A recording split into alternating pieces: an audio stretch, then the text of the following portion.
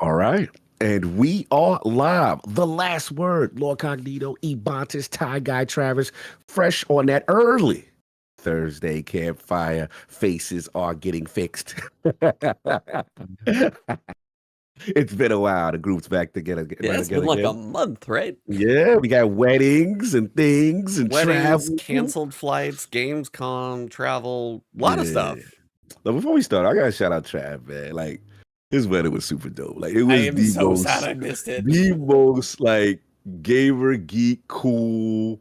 Like and then he had the Roman Palace thing going, the Halo music, the Star Wars thing. You know, you had the who's who in the industry pull up. You know, I got the chance to meet some really cool people and put names to faces. But we did miss you, E. We did miss you. You were definitely missed in the building. So let's start with you. How are you doing, sir? Sad I missed the wedding, as this is a nice reminder of that. Why did you miss the wedding, sir? We'll put you on trial.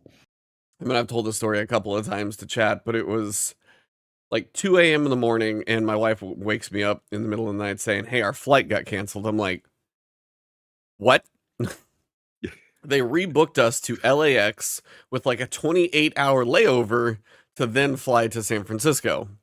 That made no sense. Then, whatever storm was going on the East Coast was causing a lot of travel delays as well. So I called American because normally, like, I've had it before. Yeah, I was on American. Sorry to call them out. every airline's going to have their thing. But normally, like, when I went to GCX once, I had a flight change, like, slightly. Like, time change or something. They're like, hey, time changed. If you ever want to make a switch, then...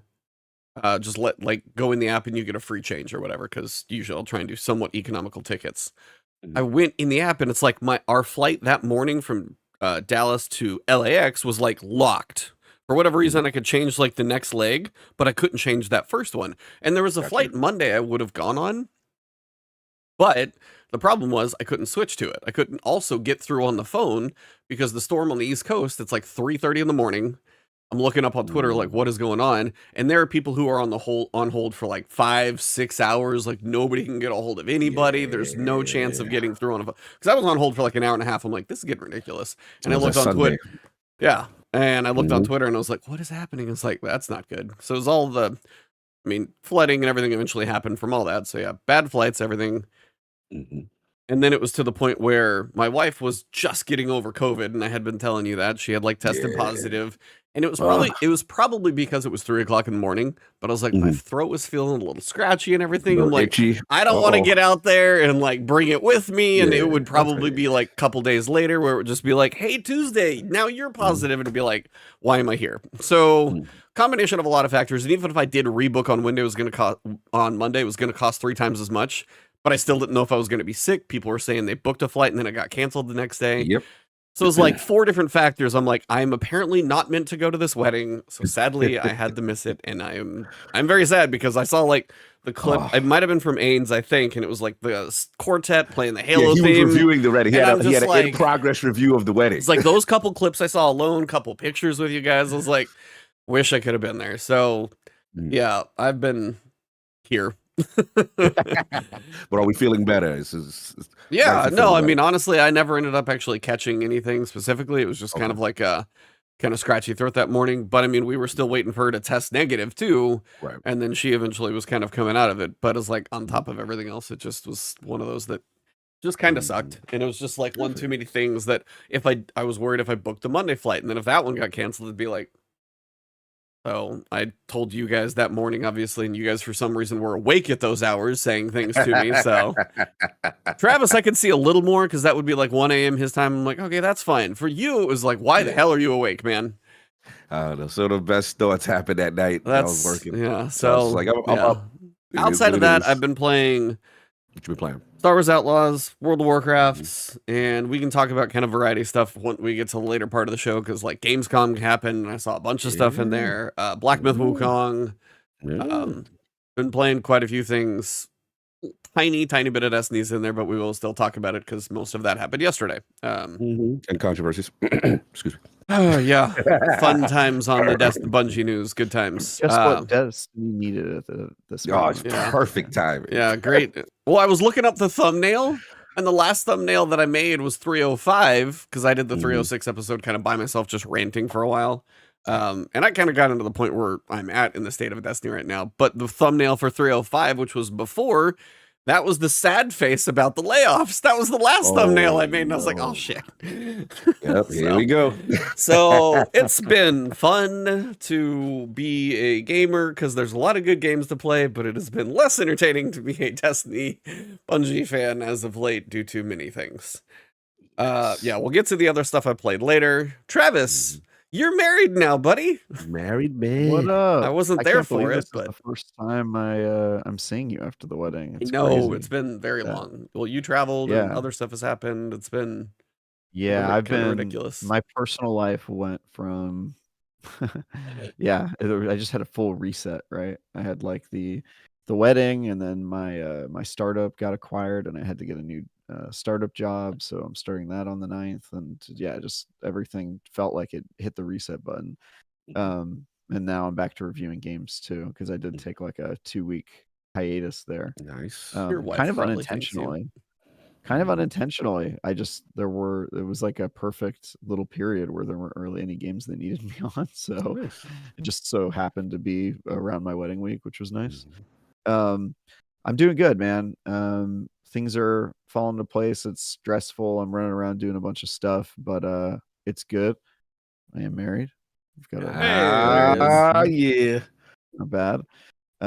It was really cool seeing everybody too. That was my favorite part. I got to hang out with Cog Yes. the day before and the night before and the day after, and just chill with him. I have your underwear, by the way. I got to ship that back to you. Appreciate that. Appreciate that. And I feel like there's shout out to Dita Barber, by the way. shout out to D the Barber. Yeah. got a clean Actually, cut there. he asked about you. Oh, that's what's up. He did. Because I saw him after the wedding too. He was like, "Hey, your boy already back in New York," and I was like, "Yeah." He's like, "Oh, it's too bad." I know I'm coming. I kept that card. Every time I'm coming back out there, I'm beelining to your boy to get that fresh cut. Yeah, hook me up. It's great. He is great. He was also on time last time I saw him, so that was nice. Yeah, last time was like we had like you gave me the whole tour of the neighborhood before he got on time. I know he is. Yeah, It's a long wait, but it must be good. No, it's worth it. It's worth it. It was worth it. Yeah. It was also Cog and I both got our haircut right before the wedding. It was like a couple hours. Nice, before, like crisp and clean. Yeah, it was good. There you go. It worked. So yeah, that's been cool. But yeah, obviously, sorry you couldn't make it. Your absence was certainly felt. That's for sure. So Bummed. And also, thanks to Cog also, in addition to being a guest at my wedding and hanging out and just being an awesome guy, he also had the privilege of being the first person to announce us as Lord and Lady, which was really cool. That was fun. It's a good choice. Good choice on the microphone there. D and I had talked about it before. We were like, who should announce us? And then I immediately was like, Cog. He's the announcer guy. That's what he does. He does intros. Like, that should be that guy. And then we totally forgot to ask you. And so the day of, I was like, damn, I forgot to tell Cog I wanted him to announce us. And she was like, that's fine. He's Cog. Just invite him up here and tell him. And then just wing it. We invited him up to our floor and you had to see the spot though. The spot was it was like some shaky speakeasy 1920s. I feel like Prohibition was happening. Yeah, it was lit. It actually was a speakeasy in the 1920s, which is that's why you felt that way. But yeah, they had like did you go inside the vault at all, Cog? Did you check out? I didn't even know where the vault was at. Yeah, so they had a vault up at the second floor near the bar where you were hanging out. Okay. And they kind of turned it into like an Instagram room because it looks really like photographable. But yeah, we were in there taking photos with different guests and stuff. Nice. But I think you were pretty wasted by then, which was awesome. A lot of beverages were consumed. Little beverages, you know what I'm saying? Hey, you were hanging out with Joe. They kept bringing them. I was like, hey, I'm gonna keep drinking. Yeah, I mean, we had 2 open bars, so it was a pretty good time. Although they shut us down pretty early. We told them to keep the bar open as long as they could, but I think you guys ran them out of liquor or something. Yeah, I definitely contributed to the That was good, dude. It was worth it. Absolutely. Yeah, I had a really fun. I've been having a really fun couple weeks, and apologies that I missed this because one of them I believe I missed because I was hanging out with Ains and Cog and people that week, and then the other one I missed because I just got a new day job and I had to fly out to Philadelphia to meet the team. Nice. And yeah, so it's just been real busy. Yeah, life happens sometimes. Yeah, We've been real life. busy. I didn't miss a Bitcast though, because they're on Really? Sunday. I see where the priorities lie. That's how it goes. Yeah. It's just easier to miss a Thursday, I guess. I don't know. So we'll like just even move the day- show to Sunday afternoon for you. And then, even the day before. Yeah, I was sure Cog would love that. yeah, exactly. Oh yeah, I'd love that on Sunday. Yeah, we would do it after Iron Lord's podcast, so the time is always fluctuating by anywhere from 1 to 7 hours. Yeah, exactly. Yeah, man. Never watch football ever again. Even the show before the wedding, we Ains didn't leave until like Sunday that night, so we did that show, and then after the wedding, we happened to meet it. So yeah, it was very funny. Nice. Yeah, man. I mean, that's for me. Obviously, at the wedding, and then after that, I had to travel. Did the Gamescom LA, which kind of came up last minute. Looks like Xbox was doing something like a sister event, during Germany, and they wanted to get content creators out there. So saw some familiar faces, some new faces, which was really cool. But I got to play games, and then my man Teddy, who was also at the wedding, he accompanied me with cameraman and tech guy extraordinaire on the scene. Bro, he hooked us up. If it wasn't for him, we wouldn't have been able to do Defining Duke, a regular episode, as well as he helped me with my interviews. But yeah, man, it was cool. Got a chance to play Metaphor, Refantasio, Little Nightmares 3, which I'm embarrassed I never played a Little Nightmares game. No, before. I own both of them and I haven't played them either. I need to. Bro, that game is so good. Well, it's apparently the team that's doing 3 is not 1 and 2 separate. Yes. So 3 gives me inside vibes, like co-op. I'm like, this is our game. Like, you're gonna love this game. Yeah. And you don't have to play. Well, there's also, what is it, Reanimal? That's the other one that's may as well be a carbon copy, kind of like they're both doing those vibes. Yeah, definitely those vibes. Hit that up. Towerborn, which I really liked. Had a lot of good things. A lot of some historic studios, guys that did Banner Saga, what I mean? And check that out. Played Adam for needs a little work. Well, I don't feel like it's got a date or anything, does it? It's got it's early. It's early. Yeah. It definitely did a little work. And then obviously I played Avowed, which I didn't think the world was heard about that one. Going to go viral. You were quoted on multiple podcasts that I've listened to about your wonderful interview. So much appreciated. But it's a shame the rest of the stuff they get talked about, but I did have to ask the question because coming off of the Redfall situation, I learned always ask about the actual console that's also not there, because I was playing on a high-performance PC, which was definitely running on 60 frames per second. It looked amazing. UE5 was shining. But I was like, hey, how's that Series X? And then that's when the answer happened. So you got the scoop? You got the scoop about 30 FPS on console? Yeah, it was me. Look at you. Yep. Yeah, man. And shout out to IGN for sourcing, showing love. I was like, look, we got the link. We're pretty good about that. We're pretty good about that. Yeah, he was on fire with that. That really helped it take off. When you guys gave us the alley-oop on that, that was dope. So yeah, man, it was super cool. So, and obviously got a chance to pod with Maddie. So that was always fun. But that's been it. Other than that, just games, a lot of stuff. And obviously, you finished my Path of the Goddess. Yes, I did finish Kunitsugami. I did beat that one. Yes, I played that. I just started it, and I was. What a weird game. It is such a weird game. I was like, it's creative. I appreciate that it's doing some kind of different stuff because you'll set people up in places, but then you got to kind of live react when the big ones come in from sides and who's going to be doing the day-night cycle. It's the little base building thing. And I don't know if we talked about it off or some other place. The base building, it's like, it's fine, but it could have been, the meeting could have been an email. It's kind of how I feel about the base building kind of thing. Right. But overall, just the actual gameplay section was creative, unique, the bosses and kind of synergizing everything. And then, it was like 1 or 2 I kind of struggled with. The final boss took me a couple. And then when I finally got the final boss strategy right, took him down. And it was like, okay, got him. And I'm like, I'm not going to do New Game Plus. I beat it. I was like, I was happy to. Kind of same thing. I feel like I've beat some things recently and I'm just like, I'm good. I'm not going for trophies or New Game Plus. Way too many other things to go. But no, it was, I I understand why you enjoy it now, especially as your kind of turn-based mentality and joys and stuff like that. I know where that You could know what's come the in. feature that I love the most is when you're in a boss fight, and I call it the and you press the bumper and you have them all attack and they all your Oh, villagers yeah. go after the guy, and then you can say retreat and they all go back Yeah. to the goddess to protect. I love it. It's a stupid feature. I just love it. It's just Yeah, just hilarious. everybody all out attack, and then Yeah. you figure out you did that, didn't send them back fast enough, and there's like 12 guys around your goddess, and she's toast. Absolutely. Yeah. Mhm. So that's been it, and then I'll see this game that we're supposed to be talking about. Yeah. So, Which I have not played for full Which clarity. I have no, not it's played fine. either. Honestly, He's I'll- gonna Alright, teach us about the yeah. game. Just to be clear, I was going to play yesterday, and then when I saw your messages, E, about all the bugs, I was like, I'm waiting for a patch. Yep. I'm not wasting my time. No way. Bro, that was a nightmare which you explained to us. I was like, I'm not doing that. So, a Let's go. couple of What happened? things. First off, since you guys have been on the since you guys have been on the show, my two wonderful guests I've got here, Solstice happened. It came and went in the time that you guys were doing other stuff. So that came and went. At a bonfire. What came and what? Solstice, the Solstice. Solstice event with the European aerial God. zone. That came and went.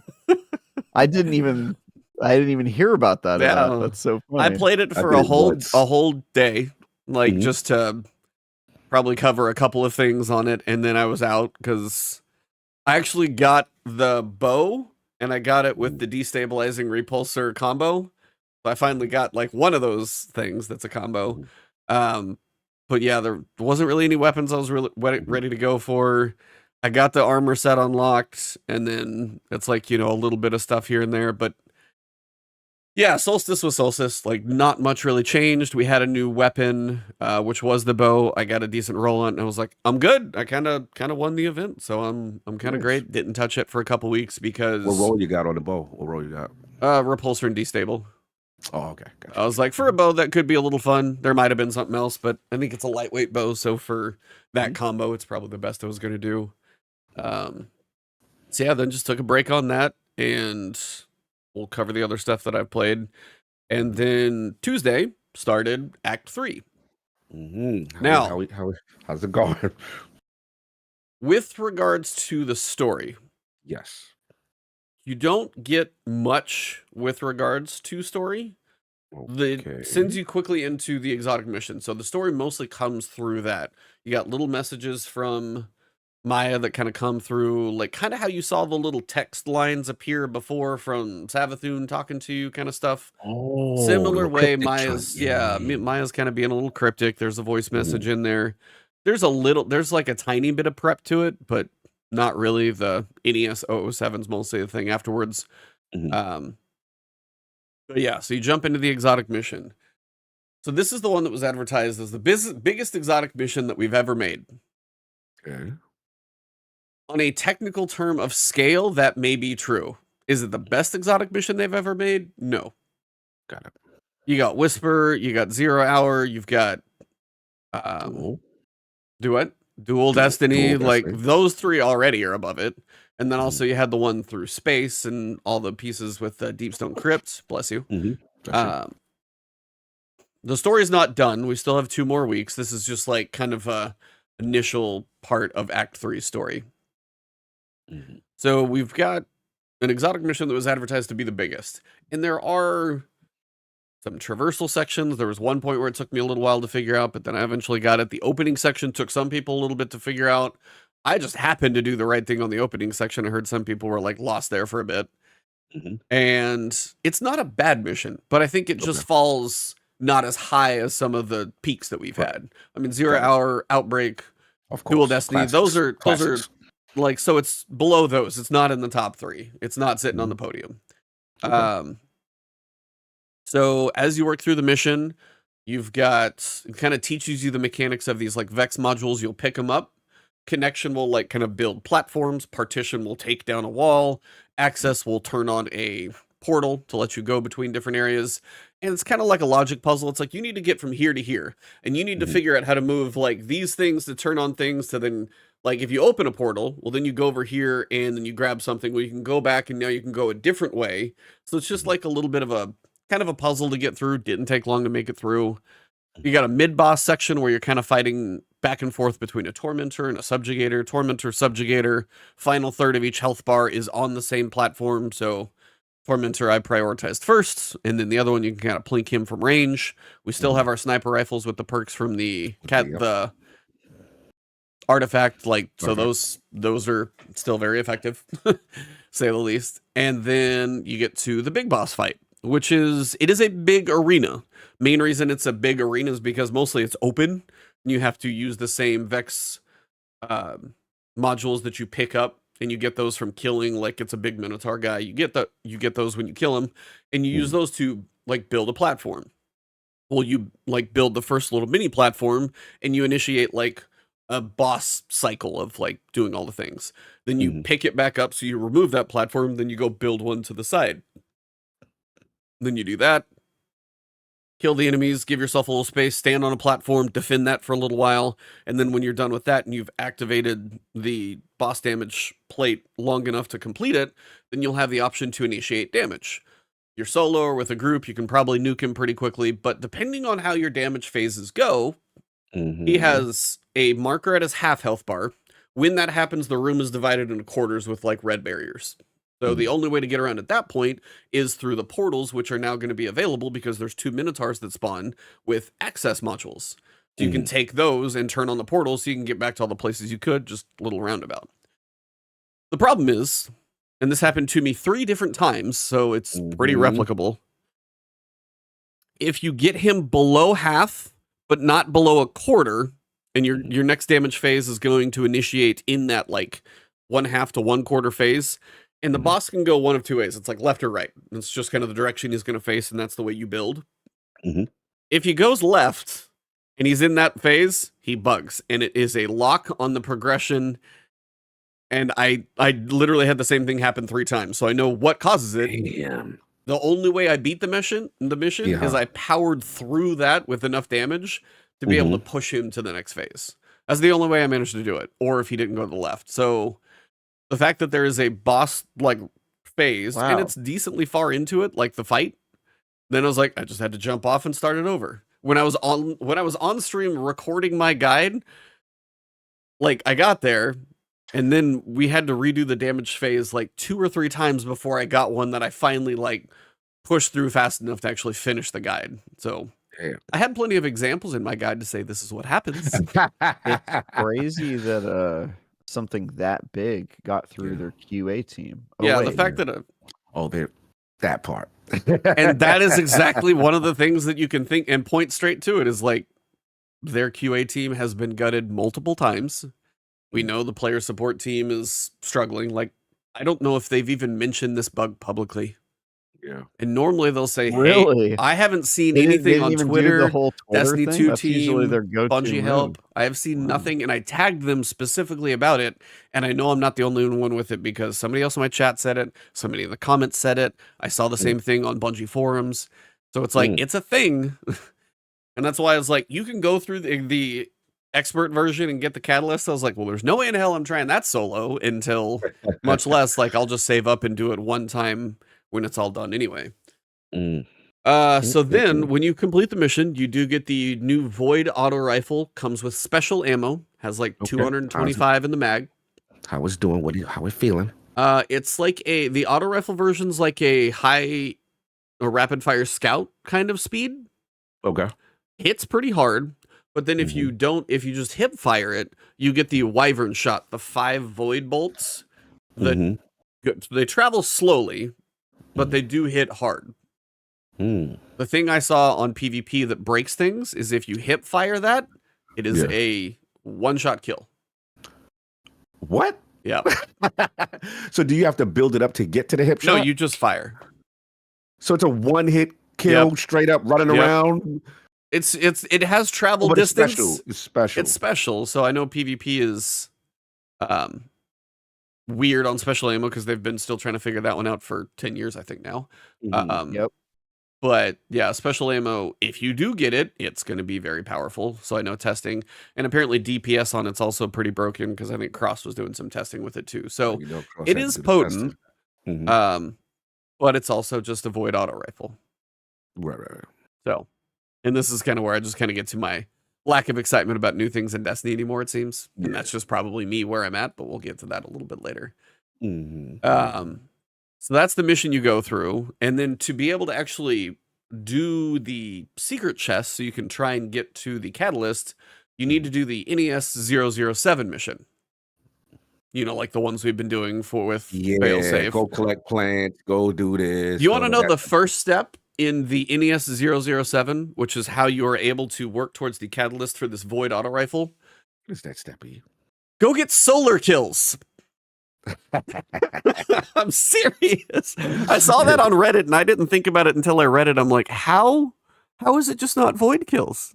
That is true. Yeah, that was like a weird so it's like that was so it was go get solar kills, then go basically breach the arena breach executable or whatever that thing is. Do that once and you're picking up data, and then when I finish the mission, just that step completed. So hopefully that was all I needed to do.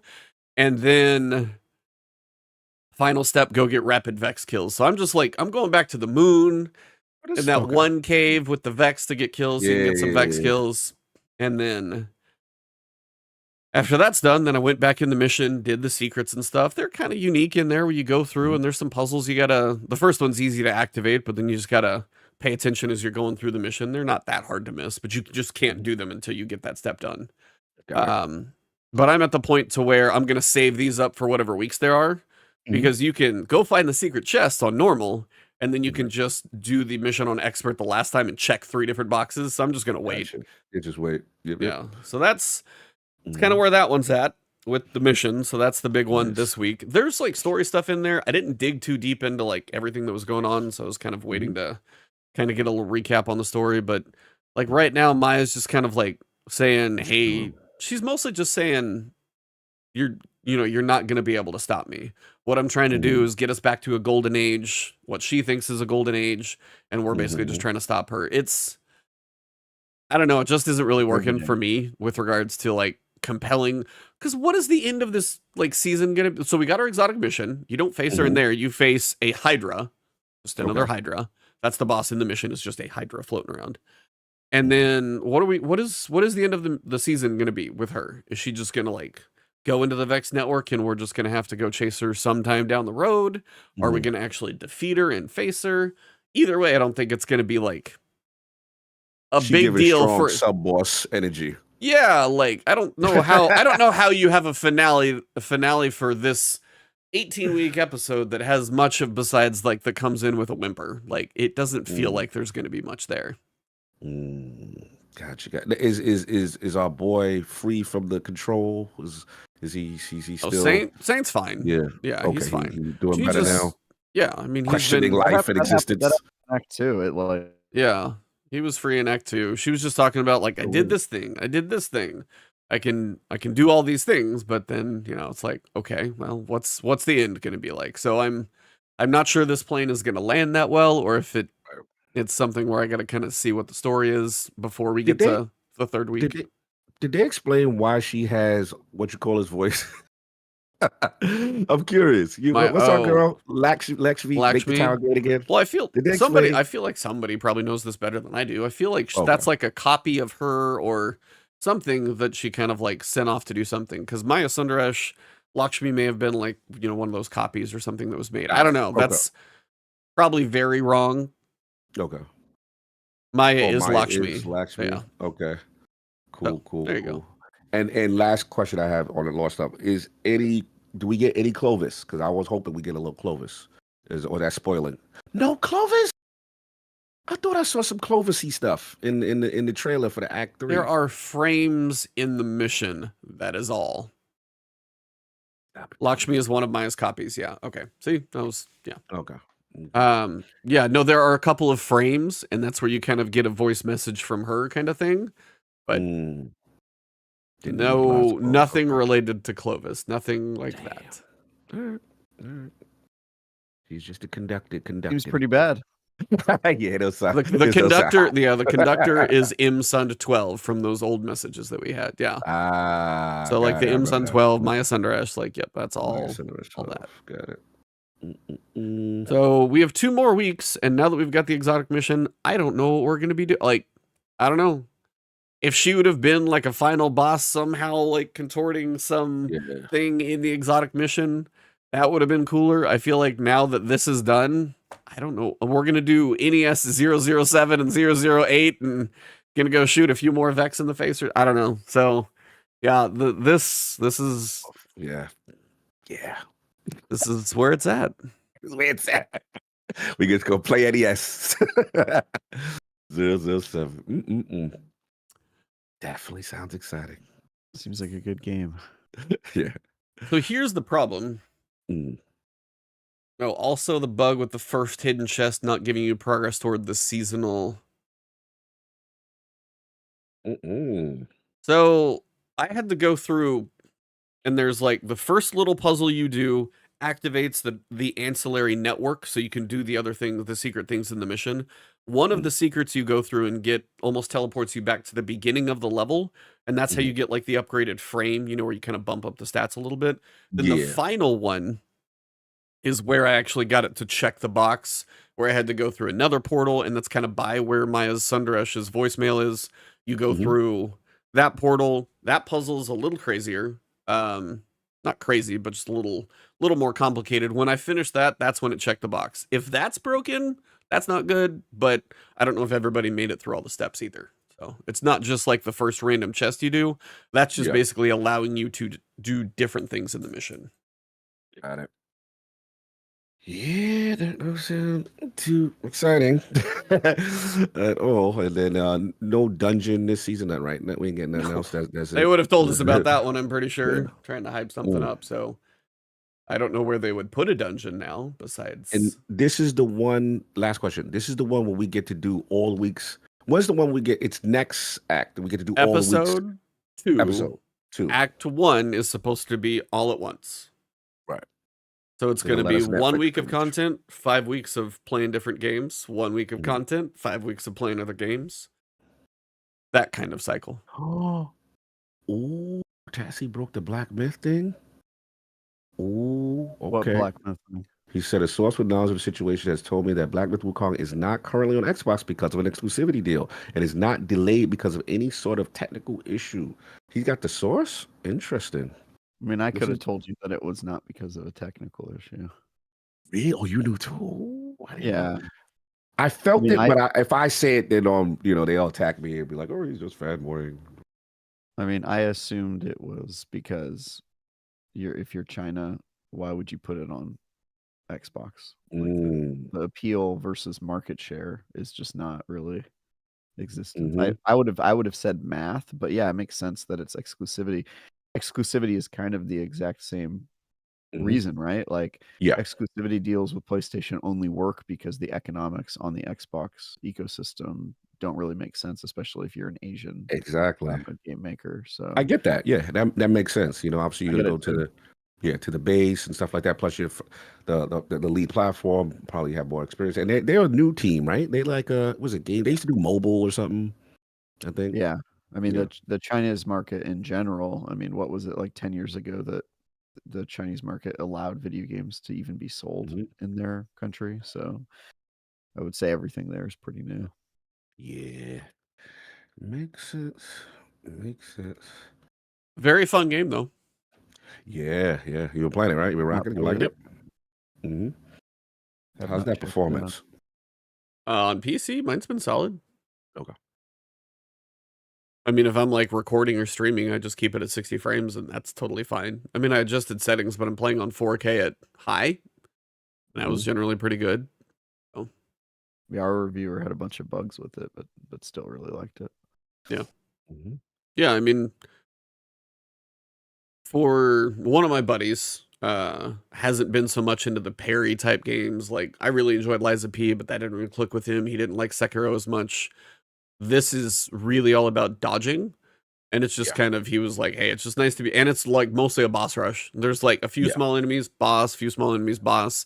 There's 81 bosses or something. And they're all good fights so far that I've had. One was kind of frustrating, but I got through it. But like it is nearly all dodge, except you have like a occasional parry ability you can use. Mostly it's about the dodging though, and I don't know, the skill trees and the stances and everything else, like I have nothing but praise for Black Myth Wukong from my end of things, because I've thoroughly enjoyed what I've played so far. I haven't beat it because I've been playing 3 different things, but I will. That's too good. Yes. That's big for you. I was curious as a Souls guy. Oh yeah, no, I mean, it's very solid. And just like the opening cinematic alone is quite one hell of a spectacle. I saw that. Yeah. That was some god tier. Fly to the cows and the gods in the back. I was like, damn, that joint looked crazy. I ain't going for that. Tempted me. I was like, well, that looked fun. Like, so I kind of got like a Cliff Notes version of Journey to the West because I just didn't have enough time to catch up on it. But I was like taking the dogs for walks. So I was like, all right, give me like the 30-minute YouTube video summary of kind of the lore and the mythology and some of the stuff that was mentioned. I'm like, I've been seeing it as I've gone through, which is like really cool. And that's huge piece of like marketing and advertising behind this link to the game and the story and stuff like that. And China had a huge push for it too. But like the fact that it ties into the story and it's not probably following like to the letter, but you know, they mentioned like a dragon or going behind the waterfall or a 3-eyed guy and all those. And I'm seeing those things as I go through. I'm like, okay, I'm seeing it here. If you really knew the story, you'd probably be picking up on all the Easter eggs that I'm missing.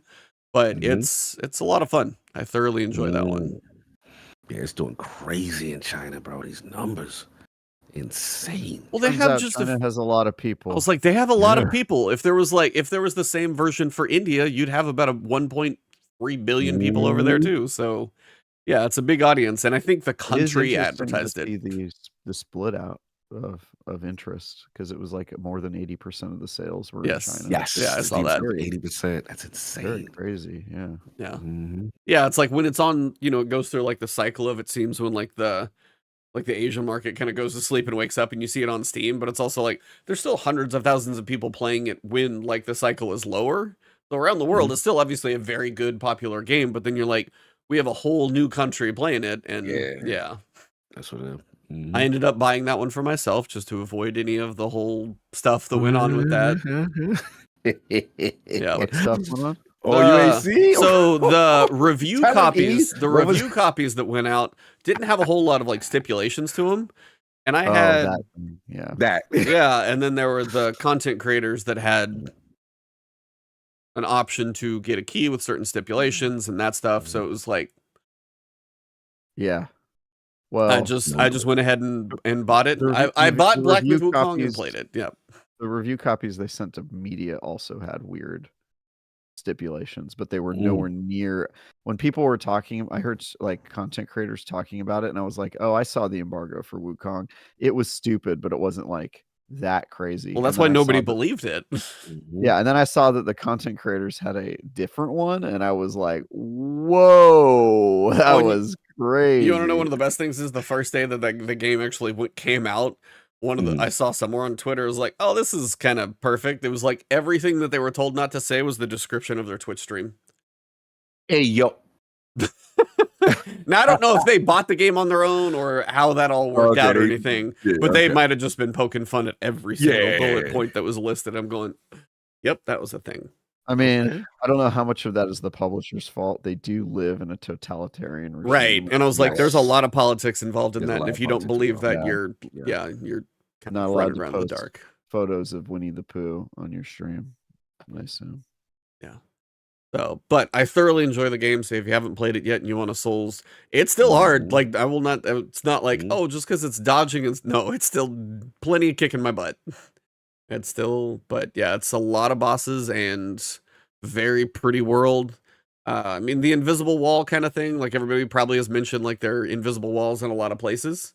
I feel like if you could take what they've done with one, and if they choose, because like speculation, because when I was on the, what is it, ACG's podcast, I forget the name.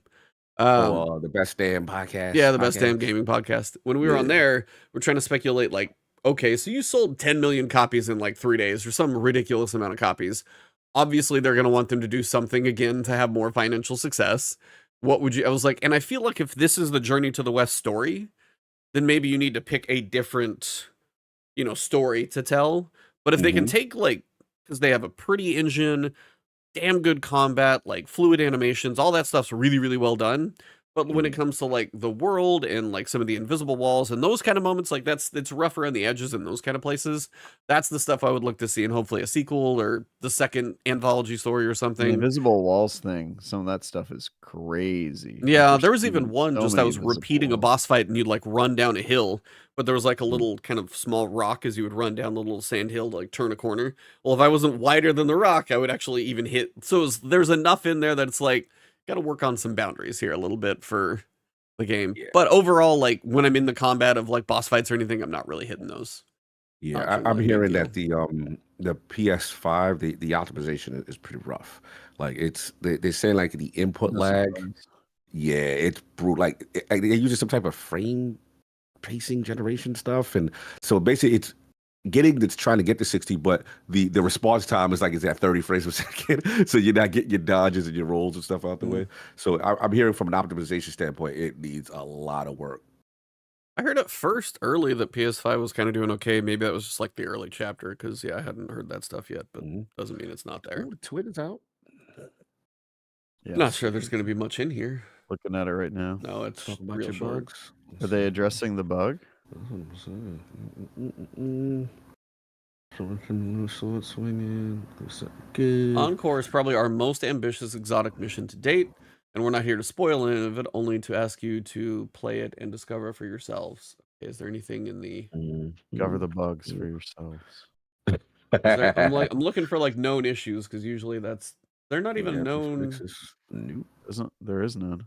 There was a pretty good They list have- at some point. Maybe they knocked some out. They But have Destiny 2 updates, but it's Cryoclasm and Solstice. the only thing that's there is I think for episode 2 for Revenant, they're going to do Pathfinder rituals for each Strikes, Crucible, and Gambit.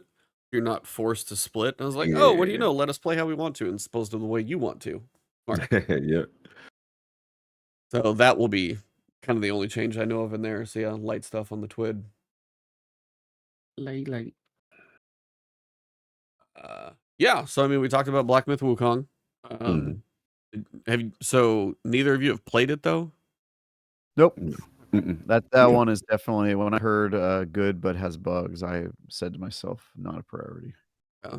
I mean, that one for me has been I'll wait. generally pretty smooth, but yeah, if you wait, it'll probably only get better, I'm sure. What else have you guys been playing? Anything I was gonna ask that you you guys can talk about?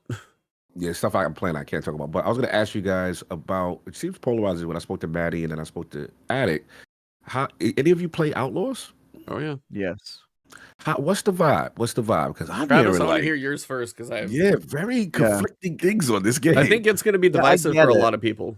I get why it has conflicting things. To me, it's like just a basic Ubisoft game. Okay. Like it's a basic Ubisoft game with a Star Wars skin on it. I think Ubisoft has never really been like great at telling stories, and so the story keeps things really basic. The exploration and combat is like very Ubisoft. It's like you shoot some stuff and you sneak around a lot. So I mostly sneak. It's got a ton of lockpick mini games, which is, I guess, you have to do if you're a scoundrel. But yeah, I'm like maybe 15, 20 hours in it, and I'm having a good time, but there's really nothing in the game that has like stood out to me as special. Okay. And that's kind of the big problem is, so some people, I think that the divisiveness you're seeing isn't like anything egregious. It's not people being like, oh, I absolutely hate this game, or oh, this is the best game I've ever played. I literally think it's just a matter of like, how okay are you with just a regular ass Ubisoft game? Because some people really go for like the regular Ubisoft experience, and like really it connects with them, and they're like, yeah, those are the types of games I want to play. And so I think the people who feel that way about this game because it's just the same like Ubisoft formula. And then I think the people who like already balk at like Assassin's Creed Valhalla and those sorts of games are playing this one and going, it's, I was expecting so much more, and it's kind of the same thing but with a Star Wars skin. So I'm I'm working my way through it, but yeah, I would just say on this one, it's like it's nothing special, unfortunately. But as a And I Star think, Wars, you're the Star Wars guy. Like, there's the Star Wars yeah, I know. And aspect of it as a amp it Star for you? Wars guy, it's nothing special. I really like it. It really is like the most Star Wars skinned project ever. Because there's just, I mean, I don't want to hit them too hard because Yeah. I'm not like, if I were reviewing this game based on like the 15-20 hours I've played so far, I'd probably say it's like a 6, which means it's okay, right? But I don't think that there's really nothing about this game that makes me like get to my feet when I'm playing it, right? It's like I'm going through it and I'm like, oh, this is cool. I like that I'm seeing some Star Wars locations. I like that the music and the vibes, and it's got a very like 70, everybody looks like a 70s character with like a big mustache and floofy hair, and I'm like, oh, that's cool. And as somebody who plays it passively, I think it's okay. But to be frank, this is also how I feel about Assassin's Creed lately. Like when I play an Assassin's Creed game, I kind of am like, okay, this is fine. It's more Assassin's Creed, nothing special. So I've felt this way about Ubisoft open world action games for a while now, and it is certainly disappointing to see that when they had the opportunity to do something new with Star Wars, that they basically just fell back on their laurels and did the exact same thing that you figured that they were going to do with a game like this. And that is disappointing, but it's not like offensive. Like nothing about the game is like broken or showing just me some clips, Trav. They showing me some AI. I've seen some bugs. Yeah, like some stuff. Play any open world game with ragdolls, physics, and some AI in an open world. You're gonna find some bugs. The clips are gonna be there, but like I'm with Travis, but I just come from a slightly different perspective.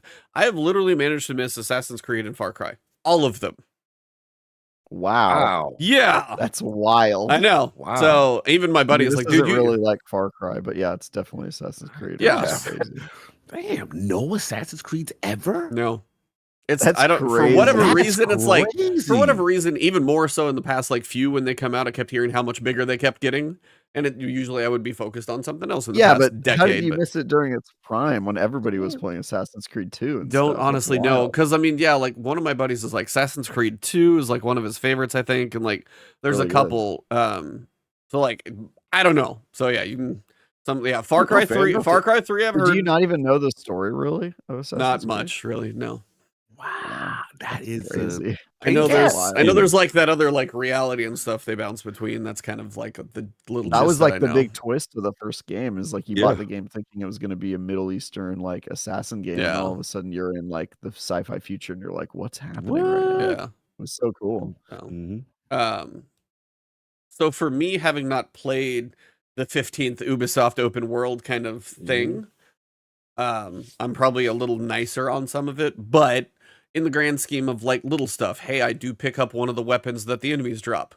Well, I can't like put it on my back and take it with me anywhere I go. If I do anything, I drop it. So that's like, now I listened to Maddie's. Now he absolutely hated that more than I did. They're a limited, they're a limited resource. Like they also have like 4 bullets on a sniper rifle and you can't refill it. So it's like, it is meant to be a temp thing, but the fact that I can't take the temp thing with me in places, or even I had Nix bring it up a couple of things, but there were some limitations. Yeah, it's like I would probably say I like the Star Wars vibe, just walking around like Mirogana, the first big city, just walking around in there feels like a Star Wars smuggler Outer Rim city. I mean, it just drips in Star Wars for me, not being quite as into it as Travis, but just like the vibes and then the factions and stuff playing against each other. I'm having enjoyment. For me, the fact that like I'm probably more easy on it because I haven't played as many games like this. There, and also I'll mention the PlayStation version as well because that email came out recently. I had a progression bug. First planet, you go up to orbit, do a thing, and you come back. When I came back, I could not go to orbit again. Means I could not progress the story. Yo, you got the worst luck with I do. Same thing, bro. Like it's same like, thing happened in Starfield. Starfield did it about 3 times. Yeah, another game you played. Yeah, I feel like there was yeah, I get the progression breaking bugs. Well, apparently I like, and this is for PC. I think one other person had that in the like Discord that I was able to get into, but the email that came out, and I listened to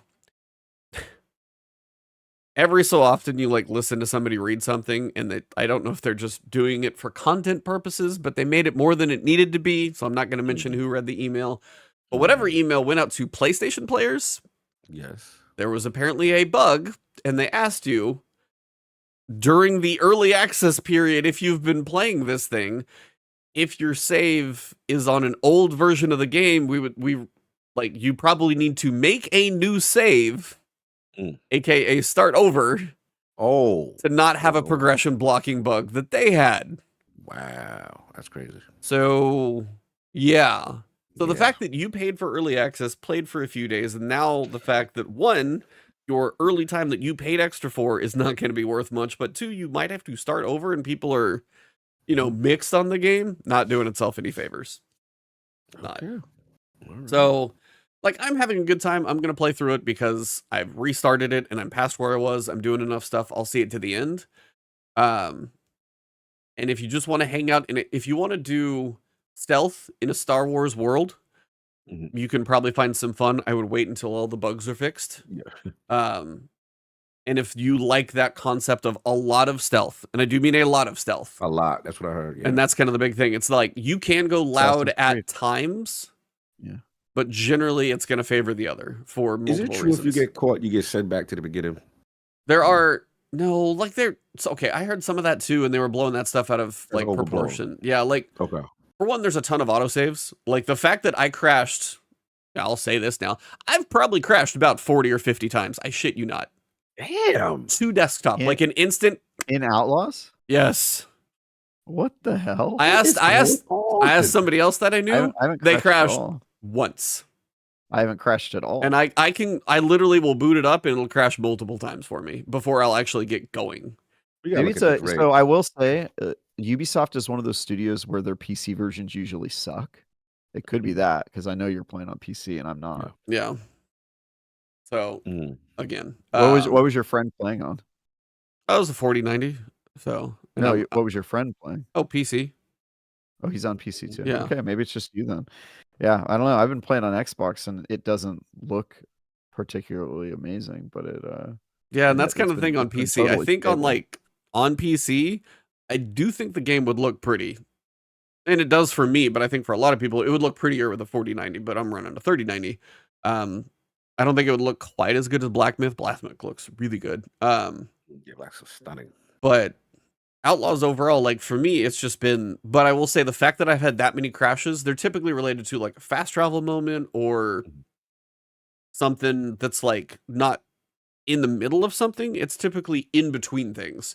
So the autosaves have pretty much, they're so frequent. I really haven't lost progress due to a crash. It was just the progression bug that made me start over. So the autosave works a lot.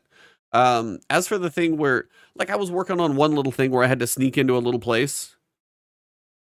Well, being as my reputation was reasonable enough, I had to sneak past two guys. Well, then I annoyed one of them and I got caught and was like, oh, I got to run over there and do that little thing again. That was so like, it took me 5 more minutes. It's not like I got to redo a whole base. There was one point I wanted to test it. I pissed off an entire Imperial base, got it to wanted level 6. Death troopers were dispatched. I get like all of it, and I survived. I went to the Death Trooper camp, took out the captain, removed my status, and I survived all of that. So if I made it through all of those things, like you can get through it. So I was able to like position myself like on a balcony, and they kind of like funneled in. I was picking off from down below. Nix was down there throwing grenades back because I had him upgraded. And then like the one thing I will say is typically there's a lot of pairs that you have. Well, you have a stun gun, so it's like you can send Nix to like jump on his face, kind of like a face hugger. He'll like kind of distract him but smother him a little bit so he doesn't make an alarm, and then you can stun the other one pretty quick or run up and get him. But yeah, it's not a perfect game, so it's like I might be more of a 7 where I think it's a good game. Travis is 6, and I think that's a fair thing too. Like Greg, I think he gave it a 4 out of 10. I thought that was harsh in my personal opinion, but I also know like Ains, I think for Seasons Gaming, not Ains, but who reviewed it, I forget his name, Alex. I talked to him. He gave it an 8. Yep, he gave it an 8, and I was like, I could see. To be fair, he's also the only people I know who have beaten the game have given it higher scores. That's what he actually said. it an 8. Dan beat the game, gave it a 7, and I see a lot of the people that are rating it more lowly are people who played it hours. And I will say the worst part of the game I played was like the first 10 hours. I don't think the It game gets better as you go. is not super great at the beginning. Yeah, and that's because I talked to Alex and he was like, as he got farther into the story, he's like, oh, I just had one of those moments, and he's like, he got up to an 8 as it progressed. So the farther he got into it, the better it actually got for kind of pushing to the finish line. So that's why I kind of want to finish it, even with all the bugs and crashes that I'm still having. I'll just power through to the finish line. Nice. So yeah, that's my experience on Outlaws. I would wait for it to get polished, and if you like a lot of stealth in a Star Wars universe, you could have some fun. But know those things going in. That's kind of where I would leave that one. Yeah, I'm hoping that I feel similarly and that it goes up to a 7 or an 8 for me. But right now it's very it's exactly what I thought it would be, and that's never super exciting when a game doesn't surprise you in any way. Yeah, I can see that. What else? I feel like I played Kunitsugami. We talked about that a little bit. I know you've raved about that a ton. Yeah, Played Black Myth. I'm doing New Game Plus now. Yeah, I remember you saying you were going for that, which I'm like, there's probably an ending. I'm like, I can just YouTube it. I'm good. I don't need to go through the whole game again. For like, me, I just because it's such a cultural piece for me, and it made me want to learn about what that is. That what is it? There's a name for it. It's a term. It's a Kasuga game. I forgot what it is, but that's literally based on some type of like Japanese kind of opera. I was like, I totally forgot those moments where I don't know how often it would happen. The big murals that would like pause on, those were phenomenal. Like the amount of detail in those murals when you could like move around and look at. Yeah, like the art in that game is gorgeous. Are you talking about Kabuki, Cog? It's something else. If you go to the website, they have it named, and it's a cultural thing. And I was like, this game is based on something. There's no way they just came up with this. Kagura action strategy. Yeah, that's what it is. Yeah, it is just, oh my god, it's beautiful, man. It's just stunning stuff. Yeah. And also the music, like the dance and stuff that they be doing, you know what I'm saying, with the thing. Oh, the ritual to open the the ritual they be doing it. Yeah, I like that, Jay. Like, it's you know what she makes me laugh when you carve the path and then you see where she's gonna be. Have you ever spent up time and see her do her little? Oh yeah, where she's like dancing her way down it all on her own. I'm like, what are you doing? What are you doing? It's like the frolic of goodness. Yeah, it's like it's just I cannot put a finger on why I love this game, but it's a piece of art, and that I think that's absolutely no. I mean, I honestly think that I am surprised this game got made. But I am glad it did. It's one of those that I'm very glad that Capcom, again, they do some of their big ones, their tent poles, their Monster Hunters, their Resident Evils. I am glad Capcom is successful enough to have these things like come out. But also the fact that like if you play it, like most people that I know played it, I think the Metacritics in the 80s, like it's a solid game. That's why I was like, I would tweak the town stuff. That's that meeting could have been an email. But outside of like that's not like game breaking. It's just to progress all of your characters, you need to go back and do it every time. So you're getting the upgrades. So if you're missing it, you're kind of missing out. But it's a damn good game. It's fun. So I was impressed. Yeah. So I'm trying to think if there's anything. Other games? Yeah. We could talk about Concord. Oh, you and Ains both played that. Yeah, I do want to hear about that one. Let's talk about that because you reviewed it, sir. So let's get to it. Yeah, it's a good game. Nobody will play. Hey, what's up with that? I mean, some games just don't click. I get it, man. Hero shooters are already a tough sell when it's $40 and has a platform exclusivity. It's even less likely. And then you throw in on top of that all of the like stuff I don't care about, but some people apparently care about it, which is the I don't know, political. Oh, that part, yeah, where but people don't want to play it because of the, there's no white men in it. Apparently, people care about that. Okay, no, hold on. Do you guys know the review for Black Myth Wukong that I'm talking about related to this? No. So, I don't care who reviews a game. guy, girl, anything in between, any letter of the alphabet, LGBTQ, it does not matter. If you're playing a game of Black Myth Wukong and one of your cons is that there's not like inclusivity and diversity in this game based around a Monkey King, I have questions. And I'm like, that was one of those that I saw. I'm like, I am sorry. Like sometimes I just can't take some, like that does make, it makes zero sense to me at some point. Really? So Interesting. when you say that about Concord, I'm like, there's like a green dude talking in the trailer. He's not any color. He's green. So I'm kind of wondering. Well, what's funny is I've heard people justifying saying that he's white male coded because he's green.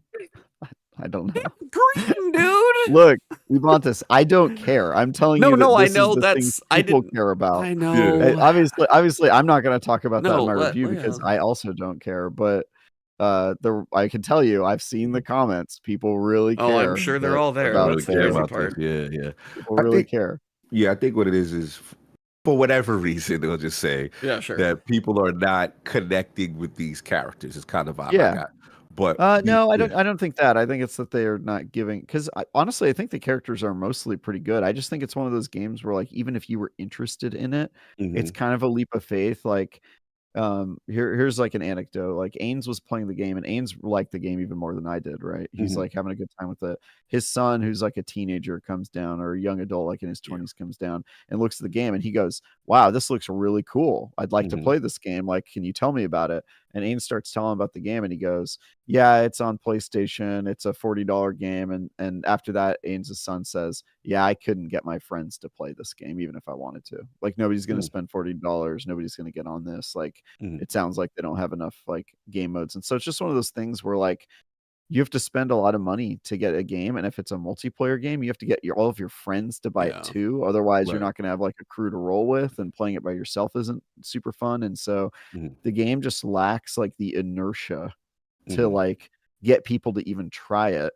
And I think if people try it, generally they're like, yeah, it's pretty fun. I don't know if they're like, it's $40 fun, or my problem with it is it just doesn't really do anything that you can't already find in Overwatch, right? Right. It's like a clone of the game, and Overwatch is now free. And so Right. that's its problem. And then you also have the problem where people who really like Overwatch has a rabid fan base. Mhm. They're like playing defense. Like, they don't want another hero shooter to be popular. You guys see this sometimes with like looter shooters where Mhm. people don't want to play these quote unquote Destiny killers because they are on Team Destiny, right? Yeah. And so I think you see, I fought it. yeah, I think you're seeing that with the I hero fought it, the shooter. murder and the killing. Yes. Yeah. That was me. I think you're seeing that with part of the hero shooter vibe is like Mhm. there's a lot of Overwatch stans who are just like, screw this game because I don't want anything to be more popular than Overwatch. And so I think there's a lot of reasons why the game will not be popular, and I think it will not. I think it's going to have a bad time. Well, this game. Cog and I But were as talking. Go ahead. But as a Sorry. reviewer, the question I'm trying to answer is it a good game? And I actually do think it's good. Mhm. I think it's good. I just think it's one of those good games nobody's going to play, Gotta play. Yeah. and that's fine. That's happens. Mhm. Yeah, Cog and I Yeah, were talking a little bit before the show just about. This is kind of one of those where, I mean, we watched Suicide Squad take how big was the hit for $200 million for Suicide Squad for Warner Brothers? I feel like Sony's got to be looking at their books right now, kind of planning for the hit that this thing's going to be, because I don't think they're going to make anything back. I mean, I know Steam numbers are not all of it. It probably will eventually go free to play and PlayStation Plus and any of those other things that you can do, but I think it missed every chance at a window. As you said, there's zero momentum behind this game at all. And I don't think there was any between the open beta and the closed beta and any of that. There was nothing there. So then it came out and just kind of, like a fart in the wind. It's just gone. Like, there's nothing pushing it forward. It's kind of sad that, as you said, it's a quality shooter. Nobody wants to play. I think you've said that perfectly. It's just, that's going to be. I've just never seen. It happens sometimes. Yeah, it happens. I mean, but I've never seen numbers this low. I was surprised it was. Oh my God. Below Redfall. Very I'm like, low. what's going on? 697 on Steam was the peak, and I'm going, what? And obviously, we knew, with the open beta, was it like in the 2000s? 2300, yeah, something like that. Yeah, that didn't bode well. And then my thing was just like, man, usually with this type of, hit, studios get closed for stuff like this, man. You know, so this I'm studio's worried gonna about have. Firewall. Like they Yeah. got top talent there. There's some, Yeah. Well, that's you know, kind of the Bungie thing too. Is guys. like from the cinematics, and I was telling him the cinematics. I feel like the capture, the like facial tweaks and stuff. They did really good work on that. So I feel like take those teams and give them to other places maybe to help work on stuff because there's some talent in there, as you said. But yeah, Honestly, like if you look at the team, anybody who likes Destiny multiplayer, the combat in I mean, I would put this up there with like Halo and Destiny in terms of like PvP chops. Like they're really good. And by the way, a lot of people at Firework are former Destiny fans who worked on PvP. Yeah. Josh Hammer and John Wisniewski. I remember those two for sure. I remember when the team was put together, I was like, yo, so they might have something. They very clearly know what they're doing. I just think that they made missteps with the model. Like, and this has nothing to do with the review, which is why I don't talk about it in my review, but like $40 was probably a misstep. The way that they are rolling out the story where they're only doing one cutscene a week, that was probably a mistake because they have no momentum. Yeah, so when you play the game, you get 2 cutscenes and then nothing. There's no third cutscene yet.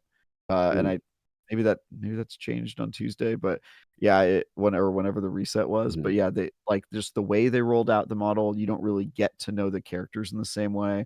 Overwatch, their model was they also have a terrible story and characters that aren't fleshed out enough, but they made those YouTube videos, so they had some like virality and they were able to gain like momentum through them. And so I just think they made a lot of like poor decisions with the rollout and the model they chose that made it so that nobody really got a chance to get addicted to their game. Because I think most of the people playing the game are like surprised it's not more popular. Right? Because you play it and you're like, this is pretty good. But I get why it's not popular. I think that they fumbled the bag on the model and the way that they decided to do this. And then on top of that, they do have legit problems with the actual game. Like the fact that there's only 6 game modes and they're all like carbon copies of other game modes in other games like King of the Hill and, you know, the Kill Confirmed and stuff like that. They don't have any like signature game mode in their game is really weird. And I just think they have some problems with like their content delivery and all that stuff. And unfortunately, I don't think that they're really going to be given the landing room to build on it because this game is nightmarishly unpopular. Yes, definitely. And my thing also is that, you know, but the thing that's scary is that Sony acquired the studio based on this game. Yeah. You know what I'm saying? That's the thing. I was just like, wow, like this is, I'm assuming Jim Ryan there, because somebody told me it was like 8 years in development. Yeah, I heard like, that. Damn. About the same time Overwatch launched is the big rumor going around. Don't know if it's true, but around that time it would make sense that, hey, hero shooter, let's try and go make our own kind of thing. It seems possible for sure. Gary, this is a good segue to talk about how Marathon is not coming along well as a game and why the director got rightfully fired. I guess we may as well talk about that elephant in the room for a hot minute at least. Let's not get to it. I'll leave that to you, Cog. Go ahead. Unfortunately, I see a lot of parallel between Concord's like unexpected demise, despite having a lot of talent on it, and Marathon. Like I'm very worried that is going to suffer a similar fate. Yeah, I've been on the boat of very concerned about Marathon. Obviously, you know, we heard the report not doing well. You know, we still to this day don't know what the model is. If it's, you know, a full price game, a $40 game, we don't know anything, or free to play, right? And then we got the news. We got the news about what happened to Christopher Barrett. And then obviously it was strange that we knew he was a new director was going to be in a project. But the thought process was, okay, well, why isn't he on Destiny, or why is he on something else if he's pulled off? And now we have the answer. So yeah, it looks like basically some form of a sexual harassment suit, and he was fired, and multiple people came forward. And now we are where we are. So it looks like it was a corporate thing behind the scenes. Ian, what's your thoughts on it? You know, as far as you know, their handling of it, and then obviously what happened. And you know, it's been very interesting on Twitter. That's all I'll say. Seems like it was handled corporately. Is probably the only way I can say that without getting too worse on it. Obviously, it doesn't seem that hard to not be creepy. The dude's married. It's not that hard. Now, I saw at one point where people were giving a lot Hey. of. To be fair, Ebontis, I've been married for a couple weeks now, and I'm still very creepy. I mean, but she knew that, and that's why she married you. So she knew that what she was getting. I don't know if that's why she married me, but she certainly knew what she was. She knew what she was getting into, and she's. I was like, I know I wasn't there. I'll never be able to make a toast or anything, but I gotta say, having seen you two in person, having seen like the pre-show where we get to check with her, like chat with her for just a minute, she is a perfect match for you because you guys know sometimes Travis gets a little rambunctious on the show, keeps me on my toes, which is always fun.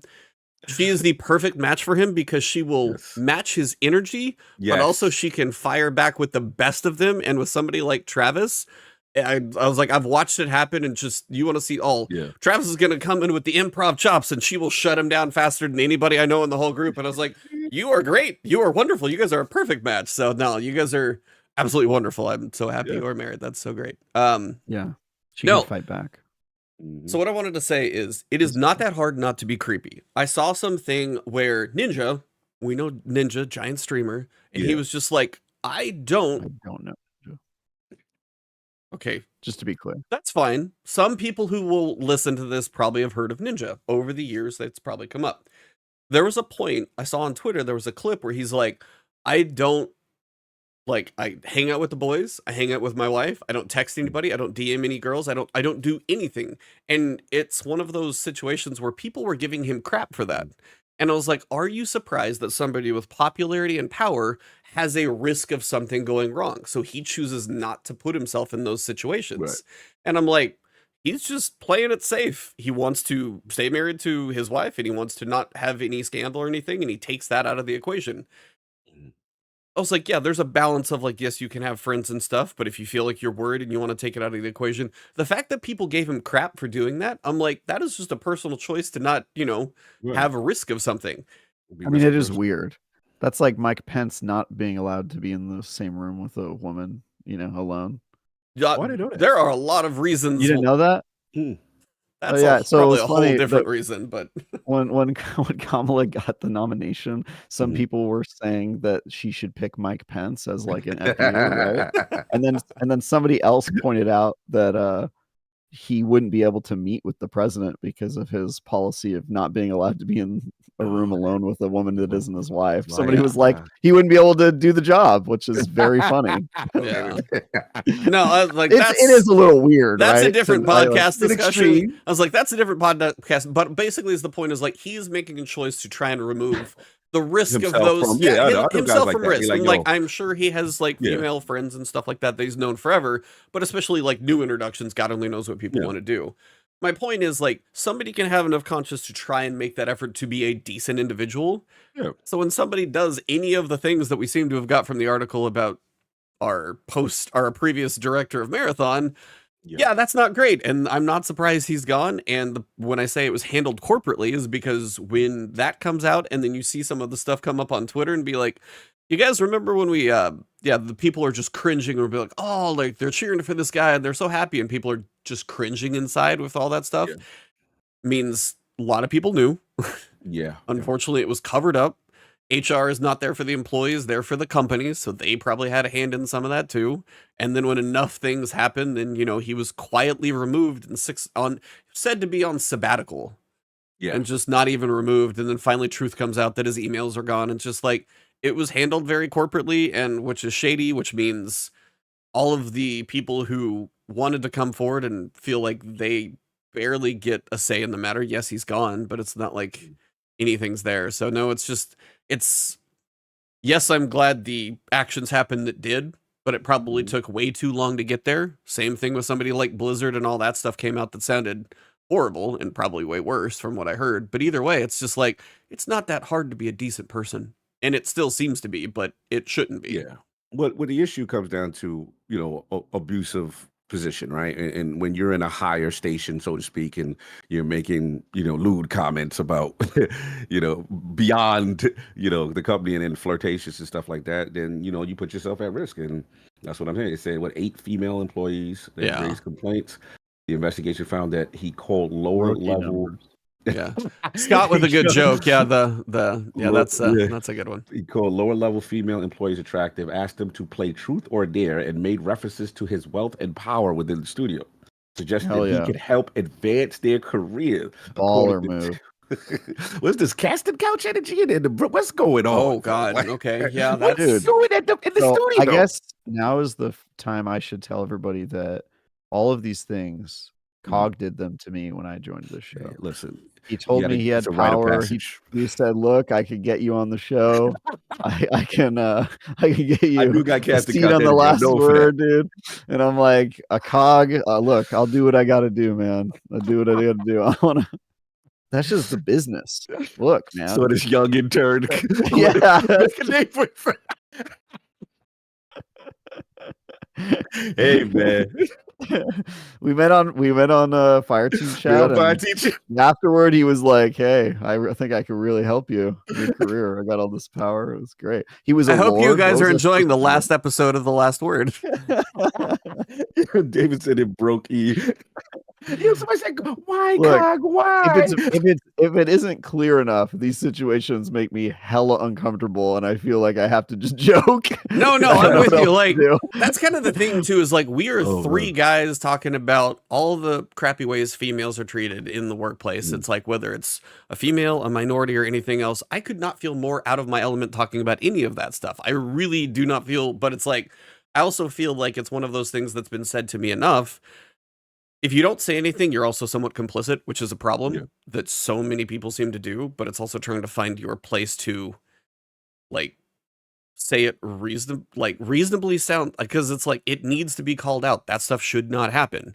It's like there was a point where, you know, it's like if you witness something in person and you should act and you don't, like your actions speak louder than your words more often than not. And that's kind of the problem is like, if we can say a little bit about something, it's just try and be decent. Don't like these things are uncomfortable. It sucks to talk about them, but the world right now is not always the best place. So it's a reminder to be reasonable. Seems like it should be said daily, apparently.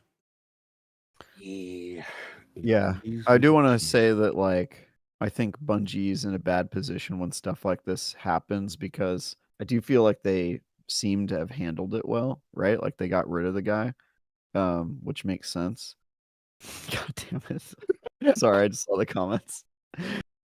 But I don't know what the alternative is, because when somebody gets caught for doing something like this, I don't think the answer is like publicly flame them. I think that would be improper, right? And so they let him go, right? They didn't like move him to another department. let him like go. It's not like the Catholic Church or anything. So you know. Yeah, they go watch Spotlight. That's not lies. Like, come on. Yeah, they actually let him go, which I think is good. It seems like they maybe it got to too many people before they did it. I don't know what the process was there, but you know, I do want to give them credit there. Yeah, they handled it, and he's moved on. So, new director now for Marathon, and Yeah, he's been there for a bit now. I do want to help me remember though. Just I felt like he was part of some big seasonal stuff when I remember seeing him on a stream back in the day, like when Who, Barrett? Yeah, like I felt like what was he might have been in a Vidoc kind of thing. The Vidoc thing, yeah. Yeah. Yeah, somebody did say it's weird to think DMG came back to work at Bungie at the absolute worst time. No, he came back, layoffs happened, this happened. Yeah. Forsaken, shout out to all, Yeah, he was probably in like a Forsaken Vidoc, but that's also during the comebacks. But after Forsaken, that's when him, Scott, Steve, Cotton, I'm forgetting Scott's last name. There's another there's so many of those leads left at the same time. Yeah. So they all went to go do stuff. Yeah, he was one of them at that point. Mm-hmm. Yeah, no, it's and to your point, the last thing is always interesting to me when I see reactions from the other coworkers, and you see. Oh, the reactions on Twitter make it worse because you're like, oh, this was kind of known. Yeah, kind of thing. That's the part that kind of makes it worse is when you see people like, yep. And then also some you can feel vindicated. Yeah, because they may have said something and then things didn't happen. I saw one of those that looked like it was kind of a call out. I saw, what was interesting, he got called out way earlier during the initial layoffs. Yeah. And then it was just a random Christopher Barrett's a bad person. I'm like, what does this have to do with anything? I didn't get the context by I'm not gonna put who this person is, but she's a prominent person in the Destiny Bungie community, and she worked for Bungie for a while. And she You could made be a comment. vaguer than that, by the way, because I think I Okay. know who you're leading to by Yeah, saying and- that stuff. So yeah, be vaguer. Sorry. So yeah. Anyway, it was a former employee, and they had something to say, and it was just at the time I didn't understand why this person was specifically called out, why Barrett was specifically called out, but now obviously that person knew. Yep. Yeah, David said the one. Yeah, there was one post about Yeah, sipping Coco. tea, and I was just like, Ooh. Yeah, I saw that one. yep. So Yeah, no real advocates here. So no. So yeah, be decent, treat each other with respect. It just seems to be like what should happen, and seems to be a bit of a struggle. Yep. Not to end the show on a downer note, while Travis types on his laptop, I can see his camera bouncing. Nice. Love it. Trying to think what else. Oh, like stuff coming up. Ooh, oh, your Murderer's Row, baby. Tons. So you got Age of Mythology Retold. I'm not really too keen on that one. Just it's one that's coming. Astrobot Space Marine. Powerborn's early access going to Steam first. Inatria's coming out on the 19th. Frostpunk 2. Legend of Zelda Echoes of Wisdom. Shattered Space on the 30th. That's just September. Yeah. Visions of Mana came out today. Don't forget what else came out today. Whoa. Squirrel with a Gun, which I have already beaten. Oh, Yeah. Squirrel with a Gun. I got my eye on that game. It looks ridiculous, and I can't wait to hear what you think about Ridiculous. that. The game came out today. I already beat it. Okay. I got the code a full 1 day early. Nice. It's a very short game. I beat it in like 5 hours. Oh wow. And it's silly. Kind of got that goat simulator energy. Yes. I don't know what I'm gonna score it yet, but Go. it is a very brief, just like dumb experience, which I think we were all expecting. Yeah, that sounds about right.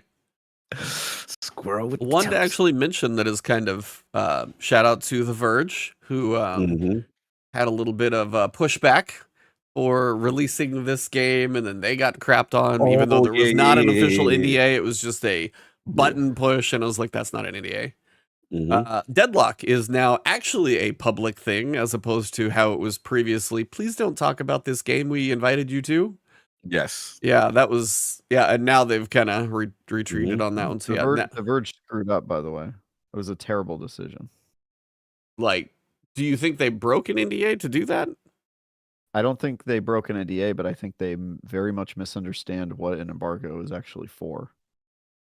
An embargo is like not about we're going to take you to court. Have you ever met anybody who's been like fined or something? No, they typically don't go after those. They're just going to not be looked on. Yeah, they're literally just about like trust between the outlets and the producer and the publisher. And so if you are being a dick and going around and like breaking embargo on technicality, the end result is going to be the same, which is they're not going to sue you or put you in jail, but they are not going to trust you anymore and blacklist you, which is exactly what happened. So I just think it doesn't help general trust between media and that's people if you're being an ass like this. And it just like it sows distrust. It makes Valve less likely to do these sorts of things in the future, or maybe they'll shrink their circle of media that they include. And like for all the people who complain that like it's hard to get access if you're a small outlet, well, people like The Verge doing this, that's exactly why. And so I think they're hurting everyone. They're hurting Cog and his indie outlet. They're hurting really everyone, and it's just so stupid. And I saw Tom Warren. I was very surprised to see him like standing by this decision. I think it is a terrible decision and just so on its face a bad call. So I was outside with that. Shout out to the that's homie. kind of one of those that was. He was outside. I was like, man, he's standing on this. I do not understand his mentality there, because I looked at that as like the editor screwed up. That should never have gone to print, and it's just it's crazy. But it does seem people Deadlock's sitting right now at 100,000 people. 104,000 people. It's actually its highest peak as of yet is right now. While recording this, 104,000. No, it's that's just more and more invites going out there about the game, and because I got an invite from somebody, I just haven't had a chance to jump into it yet. So it's just kind of word of mouth and spreading kind of referrals to people to invite into it. It seems that's kind of how you get in. It seems kind of like a third-person MOBA. Haven't played it, so I don't quite know what to define it as. But if Valve is going to release a game, because they never do, they just print money with Steam, it does seem like they've kind of cooked up something here. So between that and Black Myth Wukong and just like everybody playing everything else, Concord had no favors, and then also just like nobody has time for it either, so they're just doing other stuff. But I'm curious to play Deadlock. I just don't know anything about it yet, but it does exist in controversy and otherwise. But yeah, Visions of Mana, that one came out today. Outlaws is I played officially that one a bunch. You did already? Visions of Mana. I played like 40 hours of that. Oh, really? Somebody sent it to me as a wedding gift like the day I got married, and I just played it like right after my wedding. Nice. It's alright. It's pretty good. Yeah, I think you guys gave it a 8. Okay, that's probably higher than I would have given it. I don't remember if it was an 8 or a 7 that you guys dropped on it, because I think you're right. It was an 8. I remember being like, oh. But I think the reviewer also said that the ending was worth the little like mid grind kind of. Yeah, they did point. mention that it was kind of grindy in the middle. Yeah, it's an 8 though. I got to that mid grind low point, and I think that's when I ran out of juice. Yeah. Yeah. So I was not reviewing it, so I was under no obligation to. So I was actually hoping to like kind of play that or something, and then it was like World of Warcraft came up, which I guess I can talk about that here in a second. Yeah, Star Wars Outlaws, Black Myth. I was like, I just ran out of time. Too many things altogether. Yeah. But I actually did play World of Warcraft for... going back to your roots. Shout out to #sponsored, #ad. I did get a sponsored opportunity to play World of Warcraft. But what I have to say is I have not played World of Warcraft, like, legitimately. There's probably one point I booted it up just to, like, check it out for a hot second, but I never really played. In 15 years. I haven't played since Wrath of the Lich King. It's been a long, long time. And this is their 20th anniversary. Now, having not played in so long, there's plenty of stuff I probably missed, but they have made something called a delve, which is kind of like a dungeon, but you can solo stuff. Like, I've been playing through the campaign, played through the mini dungeon solo, and basically, like, if I'm a tank, they'll pair you up with a little NPC, but he's a healer, and you can go through it. And then I went through a campaign, and you can either lead the, like, into another little mini dungeon, you can either lead the, like, the NPCs, like, and I was a tank, so I was running it. Or you can be a follower, like if you're DPS or healer, sitting in the back, and you can take them through like a campaign dungeon. Doing everything in this game solo so far is actually a really good way to open it up to people, because I jumped into the story. The cinematics, by the way, damn near some of the best I've ever seen in my life. Like the war within cinematic, go look it up, like 4K, look it on the best screen you can. I'm talking every single follicle of like his mustache and eyebrows. It's Anduin, the main guy. The cinematics are on just Blizzard. I mean, they do it. They know how to make their cinematics, because Diablo 4 did it. And then now this one, I'm just going, damn. That's sick. But yeah, it's like I jumped back into my warrior. The version that I got came with a level boost, so I was actually just able to jump straight into this campaign. And I mean, yeah, it went hard. They kind of blew up a city like pretty early on. It's like not a small city. I mean, they went kind of big with this one, and this is going to be part of the World Soul Saga. So it's going to be 6 years of this and 2 more expansions to tell this World Soul story. I don't know if it's one that I don't have time to like continually keep up with it or really go deep into like leveling up and raiding and going back into playing World of Warcraft. But I will say, like, as a solo player, I have not been held back at all. The character boost got me like hit the ground running, and now I'm getting some gear at about level 73, 74 that's starting to kind of make the difference. And if you've wondered about jumping back in, and maybe you don't have anybody to play with or a clan or anything else right now, or a guild, I should say, for that game, even if you just turn on your subscription for a month and check it out, and maybe you just want to experience it, you can so far do just about everything I've done solo, and then you probably get to the end game, you'll need to do some like dungeon searches and stuff like that. But I've had a pretty good time. And now I have to say, when like, I think early on you had ground mounts, so it was like 60% faster than walking. That was the percent, and this is like 20 years ago. Then they had flying mounts, which were a big deal because you could just go bird's eye shot straight to it, and that was like 100% speed. The new system they have is like it kind of like flaps the wings of the flying mount, but then you can bank like left and right. You can do a dive bomb where you like tuck the wings and go, and you can go up to like 700% faster. So it is damn. like a drastic increase in how quickly you can. So I'm just like flap, like just fly to different areas. And so I'm just like, no downtime. It's just like to the next quest, to this one over here. Combat's going. Yeah, it's like I understand people are scared to start playing it again. And what I did a subscription and instantly canceled it, so I only have a month. So I'm not. I literally was like, you ain't gonna put that crack on I'm not like I'm not putting a year out there or something crazy. That's not gonna You happen. ain't going back home to your roots. No, I can't. There's too many. I mean, I just listed September, much less like you get to October. Then you want to know October 8th? This is why I feel like there's a conspiracy in game releases. October 8th, just that day, and there's probably stuff I'm missing. Diablo 4 Vessel of Hatred. Wow. Episode 2 for Destiny 2. Silent Hill 2. Same day. Same day. First Berserker Kazan's closed beta. On Diablo for that one. Yeah. First Berserker Kazan's beta test is October 10th, which I really do want to play that game. Gamescom made it look really cool. Metaphor Refantasio, that's the 11th. Yes, I played that. Looked really I played that. Then you got that looks really good. End of October, Black Ops 6 and Dragon Age Veilguard. The more I see of Veilguard, the more I want to play too on that one. Veilguard looked amazing. Yeah. So, and then you got Path of Exile 2 early access on the same day as Assassin's Creed Shadows. Jesus. So I'm like, these timings are just absolutely wonderful. Yeah, there were not short of anything to play right now. I can tell you that. There's a lot of games. If you're looking for something, just look. There's a lot out there. That's the only way I know how to say it. What about you, Chad? What's the ones you're most excited for the rest of the year? Vessel of Hatred. I'm reviewing that. Nice. So that's gonna be a good one. I'm doing the review for the 1.0 of Satisfactory as well. I don't know. Oh yeah. I've played a little bit of that. My brother's played it a ton. I think the 1.0 comes out soon, so I'm going to be doing a review of that probably Monday. I think is when I get the code for 1.0.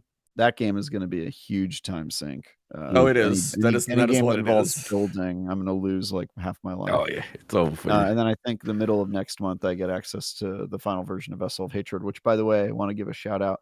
There's a fireside chat, a campfire chat with the Diablo team going on right now, and following their campfire chat, I've got a scoop about Diablo that's going to be going live. I'm actually part of the reason you guys are seeing me type here is because I'm waiting for the chat to be done. That's my embargo. My embargo is when our chat is done. Okay, so nice. I kind of have to manually hit a button here. But yeah, I have a pretty cool story going live about something they're adding to Diablo, which is cool. And yeah, that'll be. How long do we have to keep this podcast going to get the scoop live on here? Break it. I think. Let's see. Their chat started at 11 my time, so they're less than an hour in. Usually their campfire chat's going for a while. Yeah, they're probably like hour and a half, so we got a little bit to go. Yeah. And then I've got to hit publish, and then I can tell you. But yeah. So yeah, those are the main ones, and then in terms of personally, the ones I'm gonna play. I want to say what you got your eye tomorrow. The Ace Attorney Miles Edgeworth. Of course you would. That's not surprising. Of course he's gonna do guys, it's gonna be so good. It's the first time the sequel has been in the West and in an English translation that wasn't made by a fan. So I am so incredibly hyped for that game. I'm very, very excited.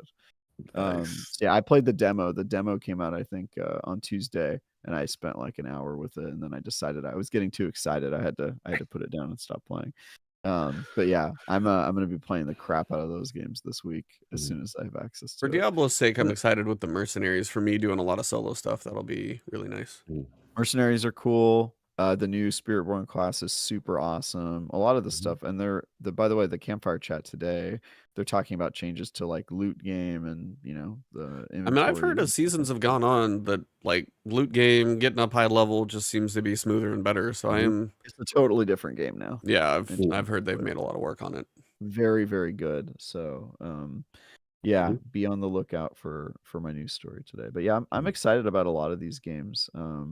I don't know how many of them I'm going to be reviewing. I think our review budget is significantly smaller in the second half of the year. So, but that's fine.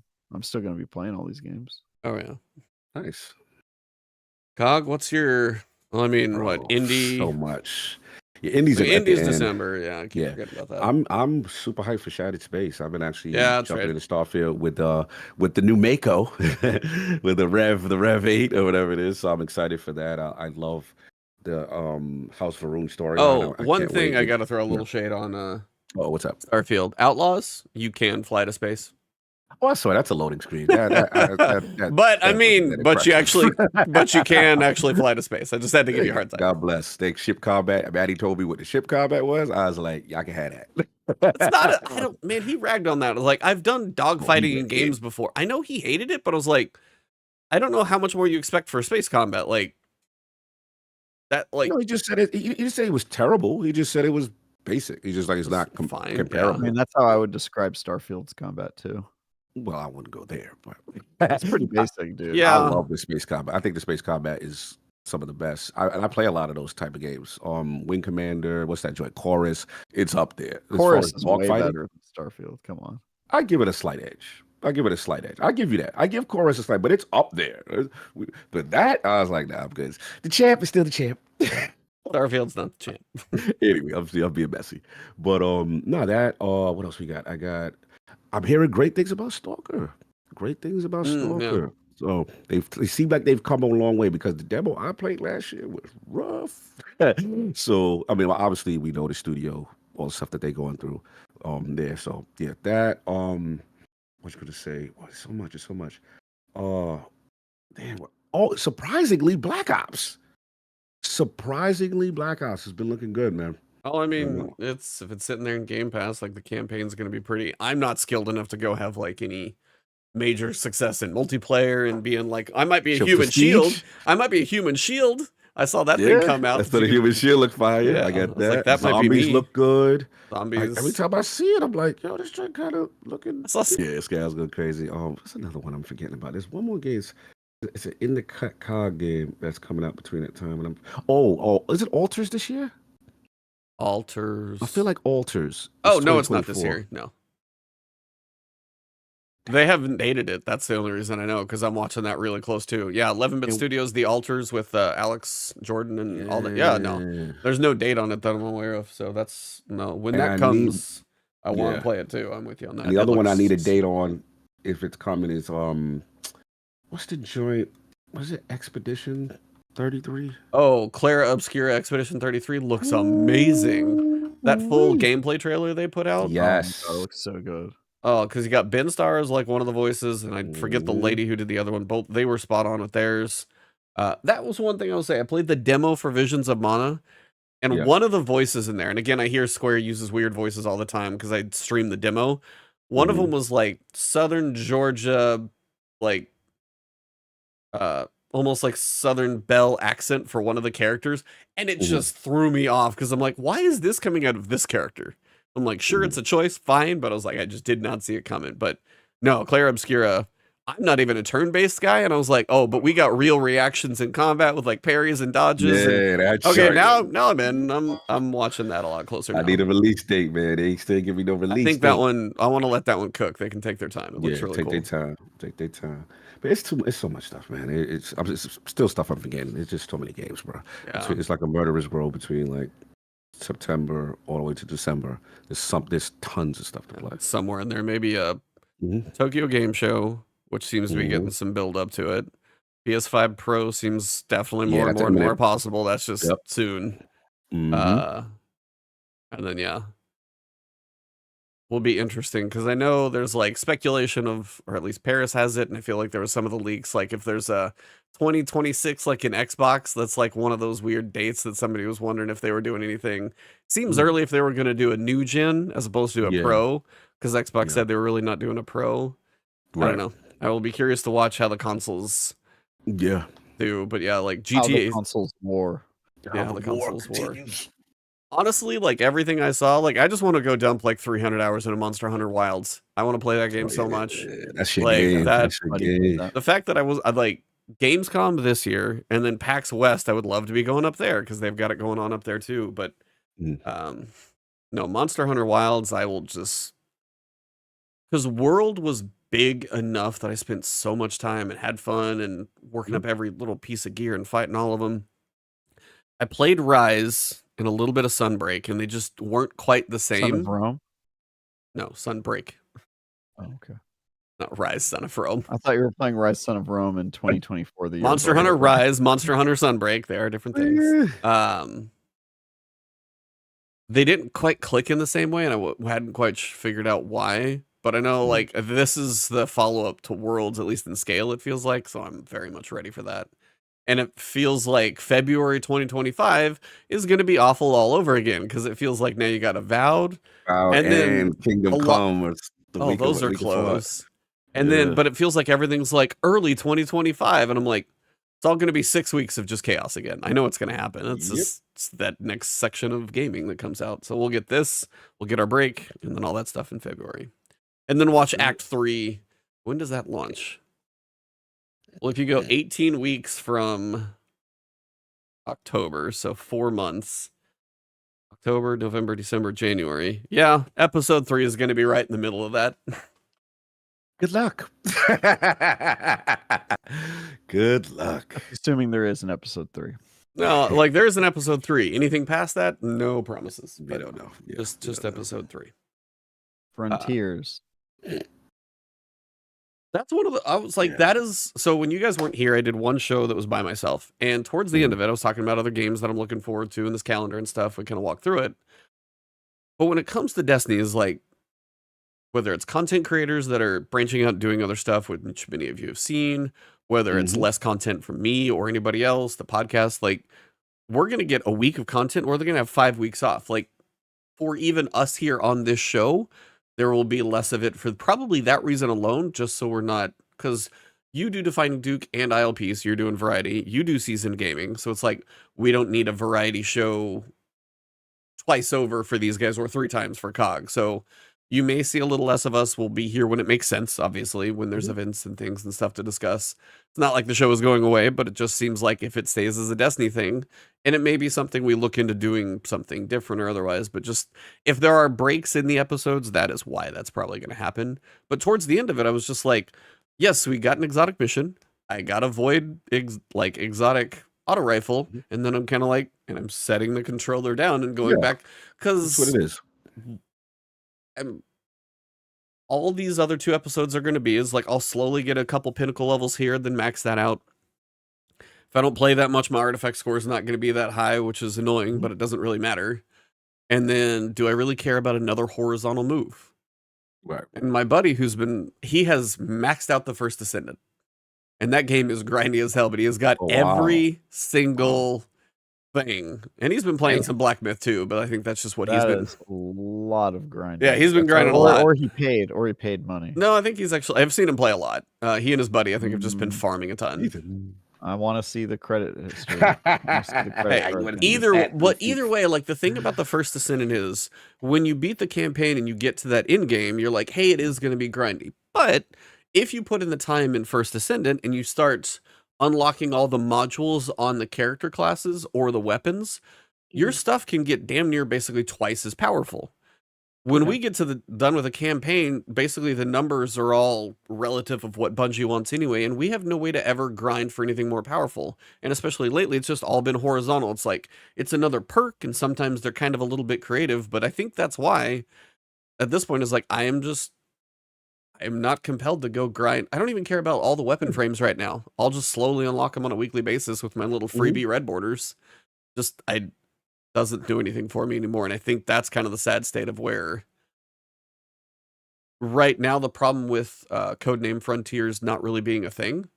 Right, that was huge. Yeah. There's nothing that I'm like looking forward to as well. There's not a new expansion. There's not a new baddie. These are isolated stories. We also don't know that there's going to be a future for Destiny. For me, that's like the big question mark, is like, how much do I want to grind for a game I'm not sure is going to be here in 2 years? Yeah, like how much more? I'm legit concerned about that, and I don't think I've ever been concerned about that before. Despite everybody saying dead game since 2014. But now I'm actually worried. Like, yeah, maybe dead game. I don't know. Yeah, no, I'm in the same boat. I mean, the reason, for full disclosure, that I haven't played, I was depressed about it, because I was just like, I don't want to invest crazy hard, and then it's just like, yo, it's not going to be there, and it seems like it's one hit after the another. But yeah, I'm with you. I mean, look, I'll log in, I'll knock out, the exotic mission, I'll knock out a thing here and there. But as far as like the super over commitment, until I get more clarity on the future, right? It's kind of hard to. There's not, like you said. Usually we always have that thing to look on. Okay, boom, this is coming up. Or this expansion. Then you hear, yo, expansions weren't profitable. You know what I'm saying? Oh man, Frontiers, there was no Destiny 3. You're like, damn, all right.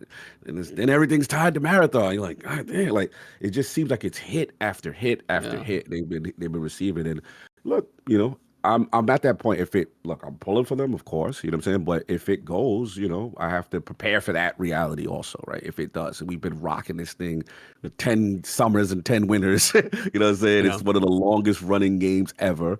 It's been a phenomenal good run. Yeah. Only one beaten. It's really World of Warcraft. That's like literally the only one that's kind of running longer. I can't get mad at that. It's not a bad to be second place to that. Exactly. So for me, I jump in, do my thing. And I will say for nostalgic purposes, I always do Excision. I do Excision.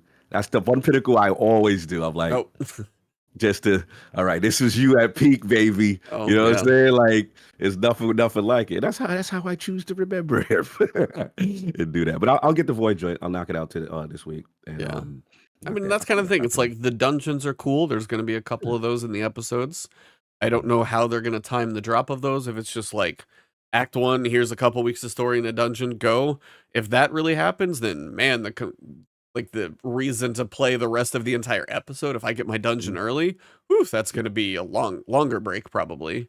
I know some people that are just going to wait till the end of Act 3 to play it in, But also, like, there's some people, it's like, hey, if you go into like playing Act 3, but you like have to go through Act 1 and Act 2, the amount of traveling between the helm that people are doing, it's rough, man. And I heard people saying that they don't know, they're not properly tracked, so they don't know what they're missing to get to Act 3. So there's still a mess with that. Well, people, you could just join people who were on the mission, and if they were the leader for the exotic mission, but you hadn't played the rest of the story, you didn't get the gun.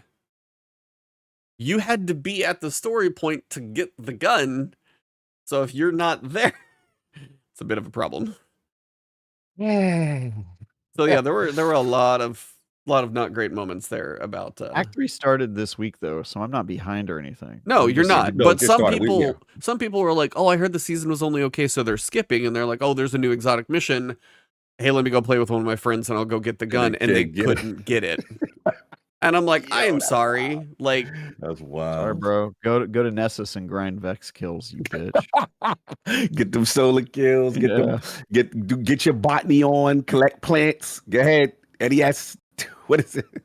1 through 4. The only person I've seen post anything about Destiny that is like optimistic is Scarrow. This guy is like he's got big down with the ship energy. Yeah, I rock with it. Scarrow is like the guy playing the trumpet on the Titanic. We going down, baby. He's just having a good time, and I'm like, man, guy doesn't see the writing on the wall, or he refuses to acknowledge it. It's loyalty to your baby. I'll be on it with him. I'm in my depression stage. I'll get back there, Scarrow. I'll get with you. We'll ride this thing together. But it was just like I was just mad. It was hit after hit. I was like, God damn, man. Just seems there's always some negative cloud around it. But so the top of Destiny Reddit right now, the artifact has 35 slots now. Can I have 1 or 2 more perk points? And I fully agree on that. I'm just like, we're in Act 3. It's gonna go away in 6 weeks. Let us have a little extra fun. No. Oh, I know. They've been screaming that for 10 years, but that's fine. No. Don't have fun. Makes you feel any better now there's nobody to scream at you. I know. So, podcast will be here when it makes sense and taking a break when it's not. I'll probably still maybe do a thing here or there, but you guys will always find us on our respective platforms and places. So, just kind of giving you guys a fair heads up of like, hey, if we're all together, but I was like, I think some people are traveling next week, so I don't know what next week's going to be like, but unless there's major events, maybe season finale the week after or episode. See, I keep calling them seasons because that's really spent a lot of time in California, Cog. I know. Now almost like maybe you should come out here. I know. It's like I've been in Cali like 5 times this year. Like it's been Jeez. insane. It's a lot of The flights from amount where of you are. travel. Yeah. But I will say the Bay. calls for you. The Bay Area, man. You sold it. It was fun. It was fun. Travis gave me That the is proper Bay Area experience. I never really hung out in San Francisco properly. And I was like, man, this was fun. This was fun. And I got everybody on the Waymos now. It's lit. I got I told you about that guy, Dave Lombardi, who literally does 49ers. He's like an insider from the Waymo. I love it. And I get to see, I was like, oh, I was there. He's at the municipal building. What is it? That's so funny. Yeah, I was like, I know all the areas. I get the context because of being there. I was like, oh, this is dope. It made me miss it. Cool. Yeah, so I'll be at San You're Diego welcome. for the Last Stand Media, doing the crossover episode with Dukes versus right. Sacred Symbol Boys in like some type of game show format. And then I Oh. think Teddy will be in town. Yeah, he's So from not too that far from area, you. right? He So, lives yeah. right near San Diego. Well, he Yeah, says so- San Diego, but he actually lives in a desert where there's no people. It's true. I understand like that. Actually, says San He Diego. His life is sad. It's just that when people live in sad places, they reference the nearest cool place to make themselves feel better. Kind of like how you say you're in New York. Kyle. Yep, but I'm really We Jersey all City. know. We all know you're in Sadness City. Sadness City. Yeah, Jersey City. nothing going on. Nobody wants to come visit. Well, at some point we'll have to come out. At some point we'll just have to come out to San Francisco and hang out with just the two of you or something because we missed all the fun. Yeah, you really do. Because honestly, man, like Ains ended up being the only one who stayed past the day that you left, Cog, Yeah. because you said he left, and Mhm. Ains got like we went to Haight Ashbury with him. We went and saw a Nice. Giants game. We did like Oh, y'all went to that? Yes, y'all did go to a Giants game. yeah, we went to a Oh, Giants that's game, nice. and That's it was a nice. great Giants game. It was Dee's first baseball game ever. She never been to a What? baseball game. Oh, Yeah, I know. It's crazy. wow. And Like I've been to so Rangers games. There's plenty of them here. So she got to go to all. She got to see all the quintessential baseball moments in one game. So she got like all her bucket lists. Like she saw a game where it went to the bottom of the ninth, and the team turned it around on the bottom. Oh, Of the ninth. nice. That's not. She got to see somebody run onto the field and get tackled by security. Hey, yo. She got on camera on TV. The camera happened to be on our section. Oh, it did. What? She got on television. She did all of the baseball things. Like it was that's very. awesome. It was Well, now very, that's her one baseball game because you can't top that experience now. I know. That's Yeah, what I that- said to her. I was like, honestly, I don't know. We're gonna be able to top that. But she was sold on it. She was like, I could go to baseball. I didn't realize that it was you just sitting and eating. And I was like, yeah, dude, it's sick. Yeah, baseball is kind of That's boring to true. watch, but yeah, there's. Yeah. It is boring to watch. It's like to watching the watch. grass grow with people and standing in the Mhm. way. That's Pretty much. that's golf, but that's close. Yeah. Mm-hmm. Uh, Nice. All right. Well, I think that's probably a good place to wrap it up. Yep. Good to catch up with you, gentlemen. Glad to Yes, sir. get the trio back together. It's been busy, and it sounds like, as everything we just discussed, we're not slowing down. We'll be busy, and we'll be here when it makes sense. That's the best way I can say it. Not to give you guys quite a bleak future like Fire Team Chat, but we'll be here probably more frequently than they are anymore. So, Mhm. yeah. Anything else from you guys? That's pretty much it, bruh. Good to see your faces. Indeed. Mm-hmm. Travis, anything else from you besides congrats on the nuptials? Yeah, dude. I can't believe it's been this long since we got married. I just assumed that we'd done shows, but yeah. Appreciate it. You and Summer still need to come to San Francisco. Yes. At some point and hang out with us. Yeah, absolutely. You owe me a trip, bish. I do. Yeah, believe me. And Plan that yeah, plan that around a Niners game to see if Cog can make another trip out. Bro, I'll find a way. We can plan it around a Niners game. I will find a way. yeah, the Niners just started like right after Cog left. I think the first. Yeah, it was the first preseason game was away, Season. and then yeah. I know I just got to figure out what our travel's like this fall. But yeah, we definitely got to get there because, as I said, I was like I went there maybe when I was a kid so much that I've basically never been, and I definitely didn't get the Cog experience. So It's an adult city. Couldn't have a better so tour guide. Going here as a kid is not. It's not the way because San Francisco is so an adult city. Anyway, yeah, I've got that Diablo 4 story. They're still doing their their campfire chat right now, so at some point I'll be able to post. Wait for him to hit the publish button. Everybody, go! Oh, yeah. Go hit F5 on IG and give them some views, because they need more of those. If you're a Diablo fan. And then I've got I beat Squirrel with a Gun, so I think my review is probably going to go live tomorrow. They only gave us codes a day before the game came out. That's so also a little crazy. Yeah, I was able to beat it yesterday, but was not able to get my review finished, so I'm going to finish it today. All right, well, chat, you guys have been fun as always, gentlemen. Been a good one. Episode number 307 for August 29th. Thank you guys for being here, and this one has been